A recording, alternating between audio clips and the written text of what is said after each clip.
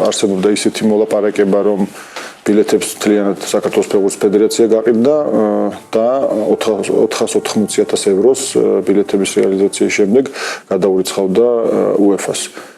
ბილეთები თქვენ კარგად იცით სტადიონზე რაც ხდება, ბილეთები გაყიდული იყო ყველა, სამწუხაროდ ის თანხები, რომლებიც UEFA-ში უნდა გადარიცხულიყო იმჟამინდელმა ხელმძღვანელობამ სხვა მიზნებისთვის გამოიყენა, ჯერჯერობით ჩემთვის უცნობი მიზნებისთვის, ალბათ მიმდინარე პროექტების და მიმდინარე დავალიანებებისთვის და ჩვენ ეს ვალდებულება 480,000 ევროს დაბრუნება UEFA-ზე 2015 წელს ჩვენ ვალდებულება დარჩა. ჩვენ უკვე მიმართეთ შესაბამისი წერილით UEFA-ს და დღეს არსებული სიტუაციიდან გამომდინარე, ფინანსური სიტუაციიდან გამომდინარე, ვთხოვეთ UEFA-ს, რომ ეს ვალი გადაგვივადოს და მომდენო წლებში გადავიხადოთ.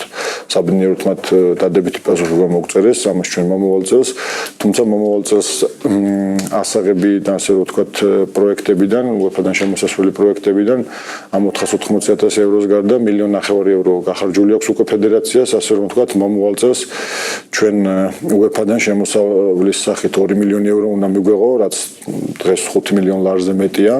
სამწუხაროდ ამ თანხაზე ჩვენ მომავალ წელს გათვლას ვეღარ გავაკეთებთ.